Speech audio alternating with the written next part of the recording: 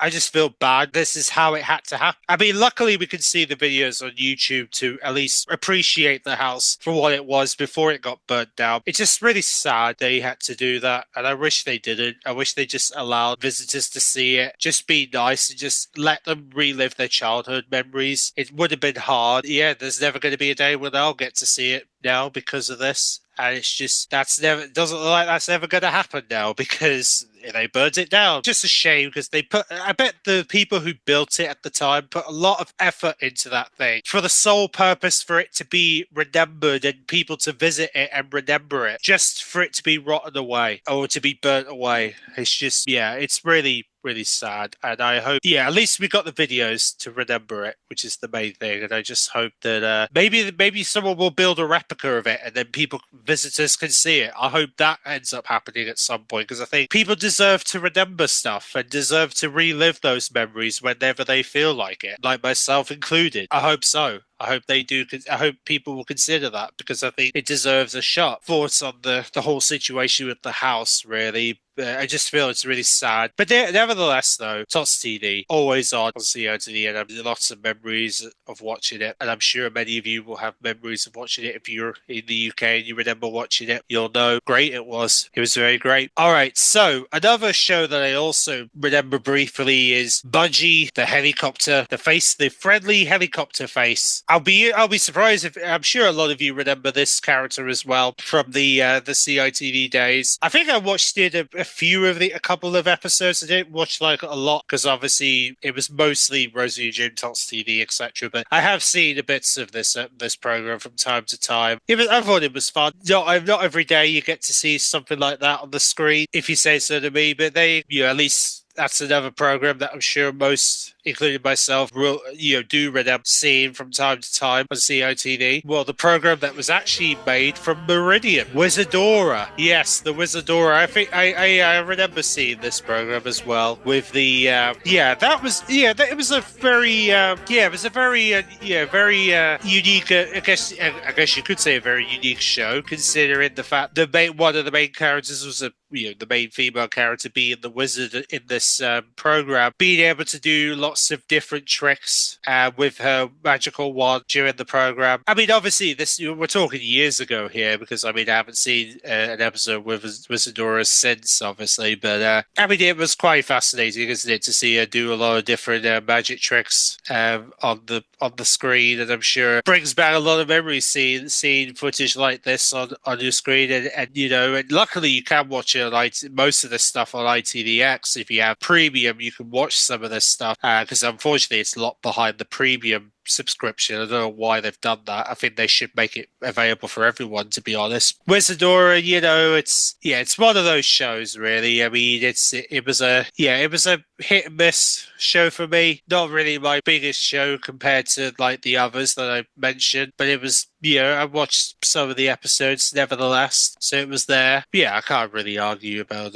not seeing that. And then, of course, I've also seen Sooty as well. Sooty's another character that the Sooty show being another popular face on CITV that had a lot of presence on the network, and obviously they had countless episodes being aired during the weekdays. So, of course, it makes sense to give Sooty a lot of big presence on the CITV network, and they certainly did. They certainly made Sooty look good, and he continues to go on to this day, even though he may not be visibly having new content on the telly as much as he used to. At least he's still around. At least Sooty tends to be around from time to time whenever he gets asked to appear on special occasions. He does appear still. So at least Sooty has fully retired. He kind of pops up from time to time. But Sooty's another character that obviously has obviously brings memories back, including, and I'm sure it brings memories back seeing Sooty on the screen on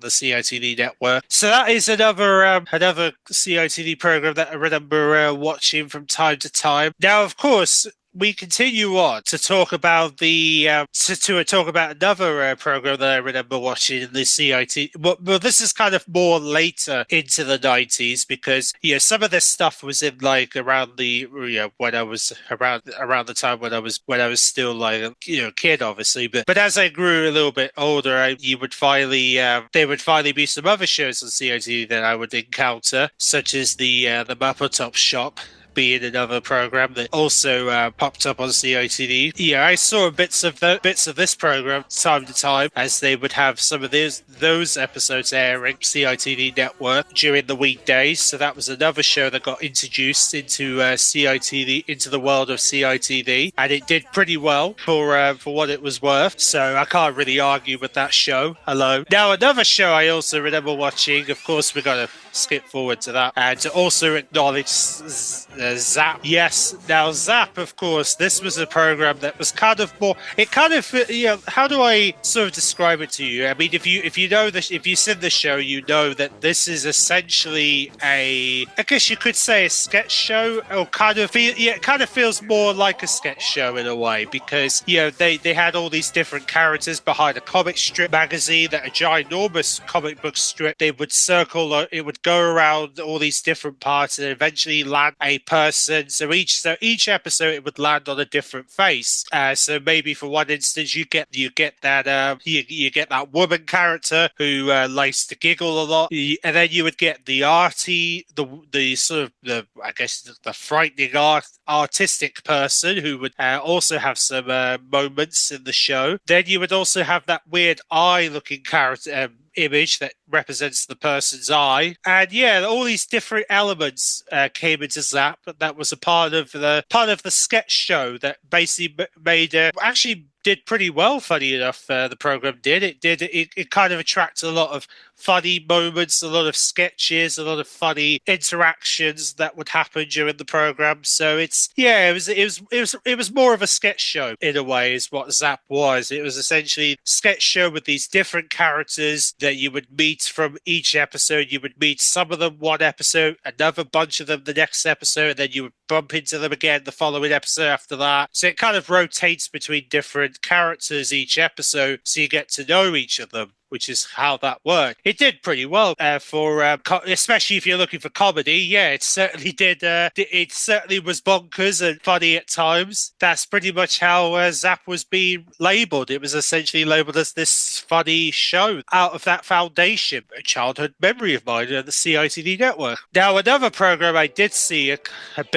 few episodes of was the program known as My Parents Are Alien. I saw bits of this during its early days of the program's existence on CITV, and it was essentially about a mother and father who essentially were aliens that transport into human, and then eventually they would basically human kids as part to make up a family. So essentially the mom and dad were essentially aliens that would who would end up landing onto Earth and being adapted into human life, even though they do these weird moments in between their lifetime, which is it's just a very fascinating story. The fact that they would have like alien parents adopting themselves into human life, very very very fascinating to see on CITV for sure, and it did pretty well for itself on the network. So that was really good to see that that program catched on very quickly. But anyway, Sabrina the Teenage Witch. Obviously, we have to come back to her because, yes, they aired episodes of her on CITV. She was another popular face on CITV network. And obviously, because Ant and Dec always acknowledged her show during SMTV Live, even though they never had Sabrina the Teenage Witch